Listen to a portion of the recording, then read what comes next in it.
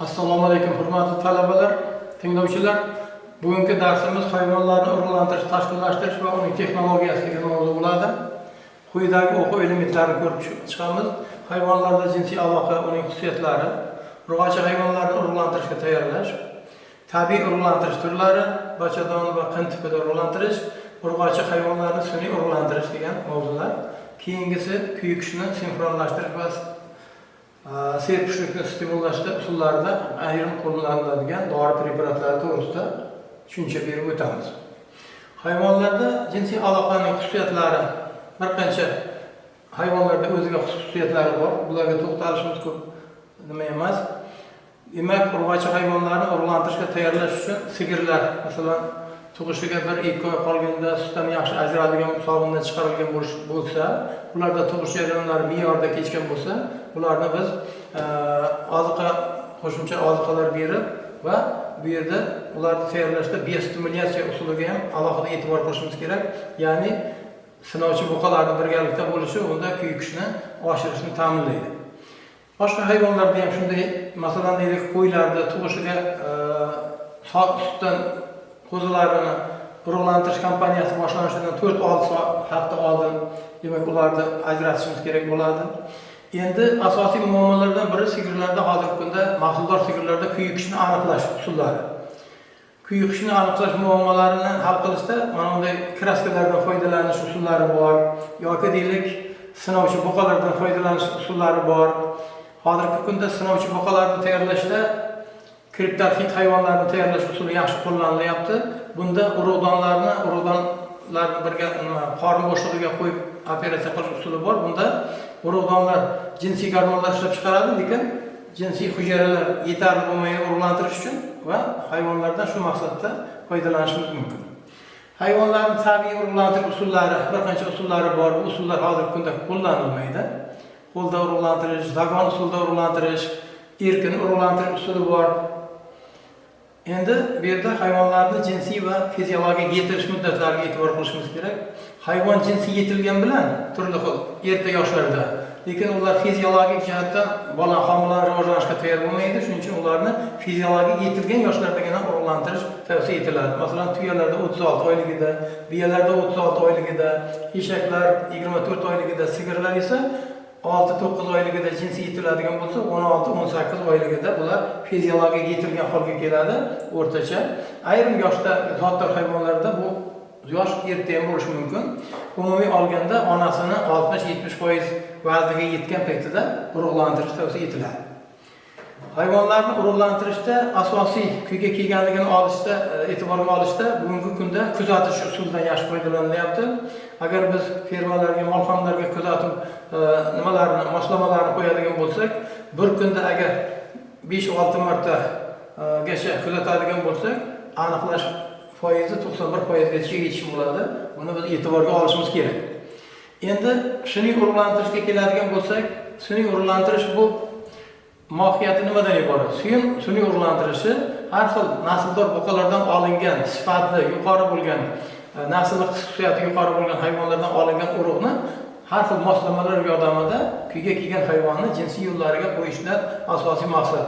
Sun'iy degan so'zni bu yerda ko'pincha olish ishlarini bajarish hisobiga sun'iy deymiz. Aslida o'zi tabiiy urug' olinadi.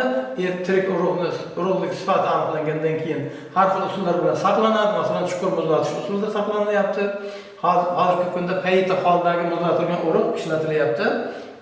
Sun'iy urug'lantirishni asosiy maqsadi, demak, bu ham takrorlab o'tganimizdek, hayvonlarning mahsuldorligini ko'paytirish, ulardan naslli hayvonlardan uzoq muddat foydalanish, xo'jalikda iqtisodiy samaradorlikka erishishda, naslchilik ishlarini rivojlantirishda sun'iy urug'lantirishning ahamiyati juda yuqori. Bugungi kunda sun'iy urug'lantirish uchun maxsus jamlamalar ishlab chiqarilgan bo'lib, bular maxsus transportlar bilan berilyapti va sun'iy urug'lantirish mutaxassislari uzoq joylarda bo'lsa ham sun'iy urug'lantirish bilan shug'ullanyapti. Bunda asosiy urug'ni saqlash uchun moslamalar, urug'lantirish uchun moslamalar va bo'g'oz qisirligini aniqlashda ishlatiladigan har xil asbob-uskunalardan iborat bo'ladi. Bugungi kunda asosan rektoservikal usulda urug'lantirishdan foydalanyapmiz. Bu usulda afzalliklari hozir keyin nimalarda ko'rib o'tamiz. Mana bu yerda biz slaydlarga e'tibor qilish kerakki, urug'ni saqlashda, duyar idishida saqlashda urug'ni muzlatilgan holda suyuq azotdan foydalanamiz. Uni harorati -196 gradus bo'ladi. Agar urug'dagi duyar idishidagi suyuq azotning miqdori qancha kamayib ketadigan bo'lsa, unda haroratni ko'tarilishi, ya'ni urug'da o'lishiga olib kelishi mumkin. Shuning uchun bu mana shu o'rtadan yuqoriga chizig'idan, o'rtadan keyingi chizig'idan kam bo'lishiga yo'l qo'ymasligimiz kerak deyiladi. Endi sun'iy urug'lantirishni afzalliklariga keladigan bo'lsak, qaysi usul? Asosan biz episervikal usulda urug'lantirishdan foydalanamiz.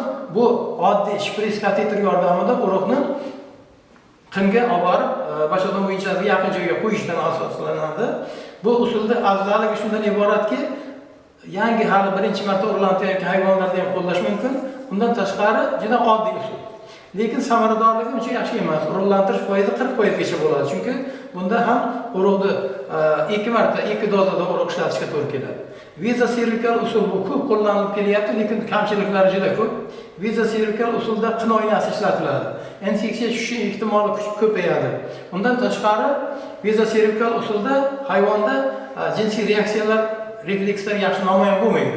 Urug'ni hayvon unday aytganda yaxshi qabul qilmaydi. Infeksiya tushish xavfi bor, shu tomonlarni hisobga olib qulay emas. Ham urug'lantirish foizi ham bunda ham 40% dan oshmaydi. Shuning uchun bu usuldan keyin hozirgi kunda ko'p qo'llanilmayapti. Pastdagi usul bu monoservikal usul, faqat qo'l yordamida urug'lantirish usuli deyiladi. Bunda ko'p tuqqan hayvonlarda foydalanamiz bu usuldan. Bu usulda afzalligi shundan iboratki, hayvonda jinsiy reflekslar yaxshi namoyon bo'ladi. Urug'ni yaxshi qabul qiladi. Bashadon harakatini yaxshilanishi hisobiga urug'ni harakati ham yaxshi bo'ladi. Shu tomonlari bilan afzallik tomoni bor.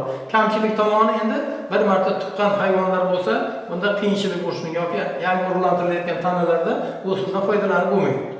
Eng yaxshi usul, dunyoda ko'p qo'llanilayotgan usul bu rektoservikal usul. Bu usulning mohiyati shundayki, to'g'ri ichak orqali bachadon bo'yinchasi fiksatsiya qilinib, kateter, shpris kateter yordamida urug'ni bachadonni bo'yinchasiga qo'yishga asoslangan urug'. Shu usulga ko'proq to'xtalamiz va shu usulda bajarish texnikalariga e'tibor qilganimizda bu usulda afzalliklarini biz ko'rib o'tamiz. Rektoservikal urug'lantirish usulida bir marta ishlatiladigan asbob uskunalardan foydalaniladi. Shuning uchun infeksiya tushishi, tug'ish yo'llariga kasalliklar yuqish ehtimoli kamayadi. Bu bitta afzalliklaridan biri. Mana bu yerda bir marta ishlatiladigan kateterlar, chexovlar va bir marta ishlatiladigan qo'lqoplardan foydalanishi. Ikkinchi afzalligi shundan iboratki, to'g'ri ichak orqali biz tuxumdonlarning holatini bilishimiz kerak. Mana bu holatda folikula yetilayotgan bo'ladi. Mana bu holatda folikula yorilib, uni o'rnida folikularni to'kchani yorish o'rnida qon tanachasi hosil bo'lganligi va keyinchalik sariq tanani hosil bo'lganligini ko'rishimiz mumkin bo'ladi. Shunday qilib biz sigirni urug'lantirish muddati qachon ekanligini aniqlashimiz mumkin bo'ladi. To'g'ri ichak orqali tekshirib, bunda demak, folikula yorilgan bo'lishi kerak yoki endi yoriladi. Qo'limiz tegishi bilan yorilishi, demak bu hayvonni tinch turish refleksi kuzatilgan paytga to'g'ri keladi va urug'lantirishimiz samaradorligi yuqori bo'ladi. Ikkinchi afzalliklaridan biri payta holidagi urug' ishlatilganligi uchun uni boshqa qo'shimchalar bilan eritishning ehtiyoji qolmaydi va tashqi muhit bilan aloqasi bo'lmaydi. Shuning uchun mana shu payta holidagi urug'larni biz duyar idishlarda saqlaymiz va idishdan olayotgan paytda shunga e'tibor qilish kerakki, duyar idishida saqlanayotgan, stakanda saqlanayotgan payta holdagi urug'larni juda ham ko'tarib yubormaslik kerak. Ular shu bir xil balandlikda 5-4 sm balandlikda ko'rinadigan darajada ko'tarilib payta olinadi va shu bilan ishlanadi. Mana bu yerda ham paytalarning joylashishi har xil stakanlarda buqani ko'rsatkichlari, hamma klichkasi, boshqa ko'rsatkichlari yozilganligi keltirilgan. Mana bu slaydga e'tiborlaringizni qaratmoqchiman, juda ham e'tibor qilish kerak. Agar urug'ni biz faolligini sinab ko'radigan bo'lsak, mana bunday suv hammomlarida hozirgi chiqqan, mana shu termostatlar chiqqan 35-37 gradusda eritadigan bo'lsak, urug' faolligi o'yqolmasdan qoladi. Agar uni tekshirish uchun mikroskop ostida faolligini aniqlashimiz kerak bo'ladigan bo'lsa, 38-39 gradusga Selsigacha qizdirishimiz kerak. Ba'zi vaqtlarda shunday qizdirish bo'lmaydi, shuning uchun urug' o'lik ekan degan fikrga borishimiz mumkin bo'ladi. Ishlatayotgan paytimizda esa, urug'lantirayotgan paytimizda bor yo'q 35-37 gradusgacha eritishimiz kerak. undan oshiradigan bo'lsak, urug' uyg'onadi va bashadan bo'yichasiga borib tushguncha bo'lgan muddatda uni harakatlanishi hisobiga u o'zini energiyasini yo'qotadi. Shuning uchun shu yerdagi ikkita haroratning ikki xil o'zgarishiga biz e'tibor qilishimiz kerak. Termostatga urug'lantirish uchun qo'yiladi. Qo'yilgandan keyin taxminan 5 soniya davomida turadigan bo'lsa o'zi eriydi. 37-35 gradus Selsiy haroratda erigan urug'ni biz kateterga o'rnatamiz, ustidan yoqish oynani yopamiz. O'rnatish paytida yana ham bir narsaga e'tibor qilish kerakki, paytani kesayotgan paytida qaychi bilan kesmaslik kerak. Qaychi bilan kesadigan bo'lsa, u 8 shaklida kesiladi va yoqish oyna nimasini chexolni qo'ygan paytimizda ikkalasining o'rtasida ochiq joy qoladi. Urug' yoqish chexolni ichiga chiqib ketadi. Urug'lantirishimiz samaradorligi past bo'ladi. Mana endi urug'ni qayerga qo'yishimiz kerak? Urug'ni qo'yganda bachadonni tanasiga qo'yish kerak. Bachadonni tanasiga qo'yilgan urug' shu joyda harorat bilan moslashadi, harorati uyg'onadi, shu joydagi muhitga moslashadi va o'zi aviatsiya bo'lgan tomonga qarab harakatlanadi. Shuning uchun urug'ni biz bachadonni tanasiga qo'yish kerak. Shoxiga ham qo'ymaslik kerak, bachadonni bo'yinchasiga ham qo'ymaslik kerak. Shunga e'tibor qilish kerak. Endi rektoservikal urug'lantirishda yana ayrim qoidalarga e'tibor qilish kerakki, bachadonni bo'yinchasi reziskasimon bo'lib turishini e'tiborga olib, kateterlarni kiritish paytida mana shu to'piklar joylarga kirib qolmasligiga e'tibor qilish kerak. Asosan bachadonni bo'yinchasiga o'tkazib, bachadonni tanasiga urug'ni qo'yilishini ta'minlashimiz kerak. Mana bachadonni bo'yinchasidan o'tkazishda bachadonni bo'yinchasini to'g'ri joy orqali fiksatsiya qilib, ushlab, harakatlantirish hisobiga biroz orqaga tortish hisobiga kateterni kiritamiz. Kateter kirgandan keyin urug'ni bosh ko'rsatkich barmoq bilan ko'rib, aniq qayerda turganligini aniqlaganimizdan keyin shprisga bosish bilan urug'ni jo'natamiz. Mana bu yerda shpris kateterni tushuncha tuzilishi. Ba'zi vaqtlarda qoplovchi chexolini yaxshi o'rnatmaymiz dedik. Mana bunday fiksatsiya qiladigan, qotiradigan moslamalari bo'lishi kerak. Mana shunday qilib, bu bir marta ishlatiladigan shpris kateter ko'p marta ishlatiladigan, bir marta ishlatiladigan chexol bilan qoplaganimizda uni qayta yana sterillab o'tirishda ahamiyati yo'q. Sigirlarni kuyga kelganligini, qaysi sigirni urug'lantirishimiz kerak? Mana bu yerda bir-biriga sakrab turganda, pastda turgan sigir harakatsizlik refleksi kuzatilgan holda mana shunday tinch turadi. Bu holat to'g'ri ichak orqali follikullarni ko'rib, tuxumdonlarni ko'rganimizda follikullarni yorilib, undan tuxum hujayrasining tuxum yo'liga chiqqan muddatiga to'g'ri keladi. Mana bu yerda ham harakatsizlik holatda turganini urug'lantirishimizni ko'rishimiz mumkin.